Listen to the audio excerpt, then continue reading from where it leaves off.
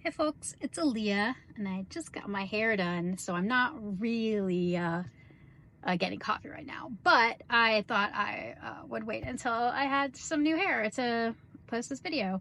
Um, what I am thinking about right now, other than like my wicked pink highlights, is that I got a first review in from Literary Titan yesterday, and it was definitely, it wasn't mixed. I would say it was an excellent review, but it was, it does point out like areas that it thought book could be stronger and things like that. And so I thought I'd share a little bit about how I handle like reviews like that. And it's extra hard if you're a nonfiction writer, which this book is. And so you end up with kind of like what feels like every critique feels like a critique of your life rather than just a world you built with characters and whatever in it.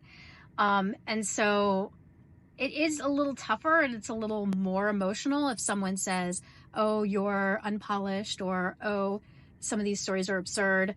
And they are absurd. I mean, that sometimes life is absurd. And so I think it just makes me want to remind myself and everybody that,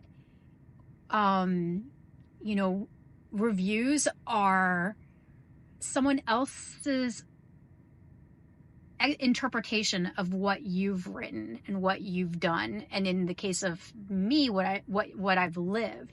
And so they're going to focus and take from your book their own thing. They are going to interpret your book through their eyes and their experience, and that is perfectly okay. We all do that.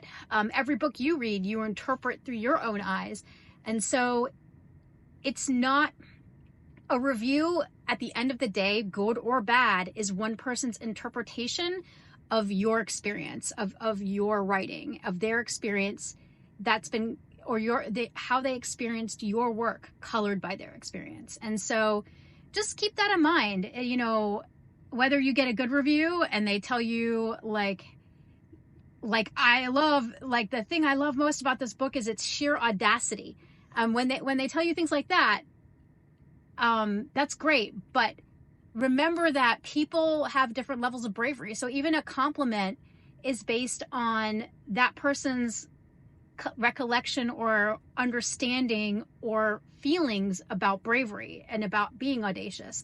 And so every single word someone else writes about your work is going to be colored, good or bad, or neutrally, by their experience. And so just keep that in mind as you go through and you collect reviews on your work and you get criticisms, that every time someone reads your book, it becomes an entirely new book to them. It becomes an entirely new piece of art to them. Just like when you look at a painting and you see one thing and someone else sees something else.